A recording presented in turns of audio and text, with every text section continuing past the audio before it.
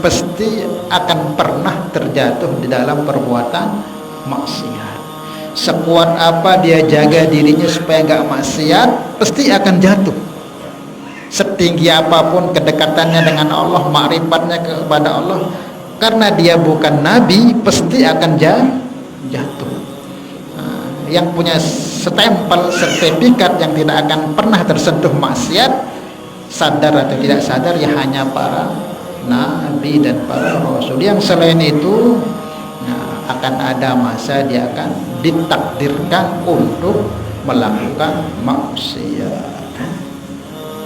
Makanya ada para kekasih Allah, para aulia Allah, para kekasih-kekasih Allah itu yang hidup di dalam kehidupan yang terjaga, sehingga nggak pernah menyentuh yang namanya kemaksiatan. Ada wali-wali Allah dari kecil itu dididik sampai tuanya itu sampai tidak pernah tersentuh secara zahirnya melakukan maksiat. Seumpama ada aulia Allah yang model seperti itu, tetap juga tidak bisa dikatakan maksum. Ada para wali yang dekat dengan Allah, nggak pernah kelihatan maksiat, pokoknya zikir dari dalam rumah terus. Jangan kita katakan dia maksum, tetap statusnya bukan maksum.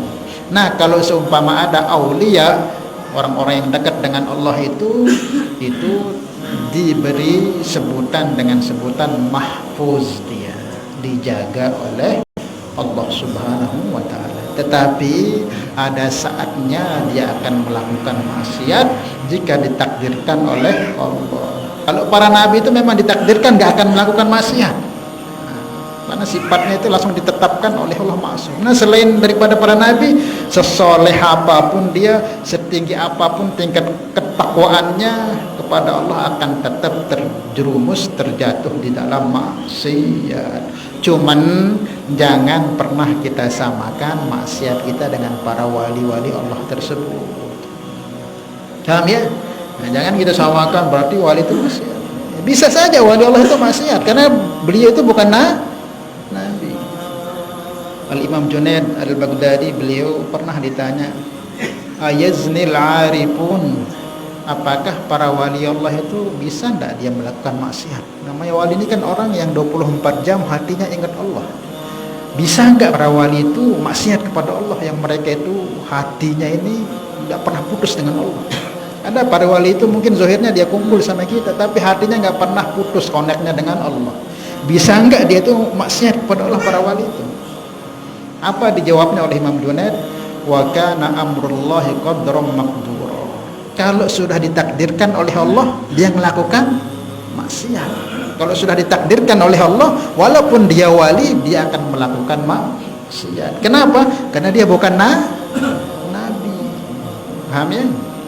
Karena dia bukan nabi. Yang akan tak tersentuh maksiat sedikit pun, sekejap pun, hanya para nabi dan para rasul.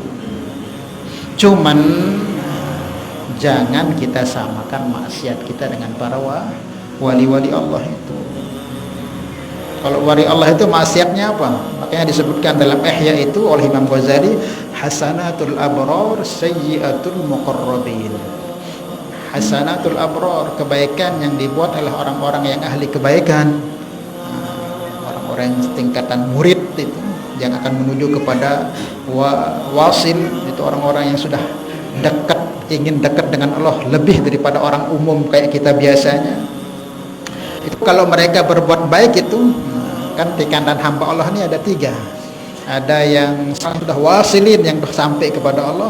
Ada muqtasid, yang akan menuju situ. Ada yang yang awam. Yang awam, zalimul li nafsih, yang selalu berzalim kepada dirinya, selalu letakkan dirinya dalam kelalaian, dalam maksiat. Tingkatan itu ada zalimul li nafsih, ada orang yang maksiat terus, kadang-kadang dia taat. Kemudian yang kedua ada yang mutawassit, sudah mulai naik dia, ada yang wasil. Nah, Imam Ghazali katakan hasanatul abrar sayyiatul muqarrabin.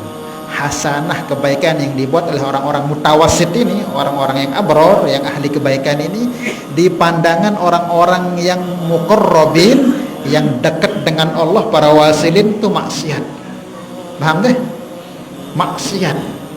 contohkan biasanya orang-orang Arab kan zikir la ilaha illallah, la ilaha illallah, zikir. Nah, zikir seperti ini di pandangan para muqarrabin itu maksiat. Jadi jangan kita katakan maksiat wali itu kayak berzina, kayak nyuri, benda seperti itu. Maksiatnya wali itu apa? Sedetik mereka nggak ingat Allah itu sudah maksiat. Pandangan mereka itu maksiat. Ada seorang ulama namanya Al-Imam Abu Abbas Al-Mursi, guru daripada Imam Ahmad Ibn Atha'illah yang karang kitab Al-Hikam itu. Beliau pernah mengatakan, "Lau ghaba anni Rasulullah sallallahu alaihi wasallam walau lamhatan wahidan ma'irtu nafsi minal muslimin," kata beliau. Ini dengan Nabi, ini bukan dengan Allah, masih dengan Nabi ini. Beliau katakan, "Lau ghaba anni Rasulullah," kalau Nabi Muhammad ini hilang dari penglihatanku, dari pandanganku, walau lamhatan wahidan, walaupun hanya satu kejap saja, ma'irtu nafsi minal muslimin, dekku anggap diriku muslim. Jadi saking 24 jamnya rohaniyahnya selalu bersama Nabi. Jadi seumpama Nabi ini gak bersama aku sekejap saja, gak aku anggap diriku muslim. Nah, itu para wali. Sedetik saja gak bersama Nabi itu udah maksiat gitu. Jangan kita samakan maksiat kita. Kalau kita kan maksiat kita hilui lalu begibah, lihat seandainya separah lagi, malik arah sampai zina, arah sampai minum, membunuh. Kayak kemarin kan membunuh, tidak hanya dibunuh orang tuanya, dibakar. Ngeri, sangat ngeri.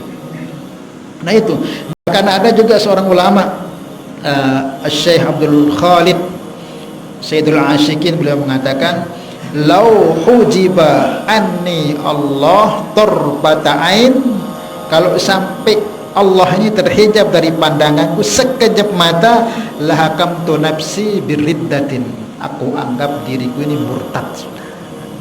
Boleh. Ini para wali ini, supaya kita jangan samakan maksiat kita dengan para wali. Wali itu apa? Kalau seumpama Allah ini terhilang dari pandanganku tarbata ain, sekejap mata saja, hakamtu nafsi biriddatin, aku sudah anggap diriku ini murtad. Beda posisinya dengan kita. Adabnya para wali itu beda dengan kita. Sekejap saja mereka lupa, Allah itu dianggapnya maksiat besar. Paham deh? Nah, tapi tetap begitu posisinya, tetap wali itu walaupun maksiatnya itu lupa sedetik itu sudah dianggap maksiat, tetap posisinya mahfuz. Paham ya? Ini supaya kita ngerti bahwa yang hanya bersertifikat, yang punya stempel nggak akan tersentuh maksiat, hanya para nabi dan para rasul. Walaupun para wali setinggi apapun derajat, tetap maksiat. Akan bisa maksiat jika kapan Allah takdirkan maksiat. Kalau Allah takdirkan maksiat, ya nggak bisa dia sembunyi di mana saja. Kalau Allah ditakdirkan maksiat akan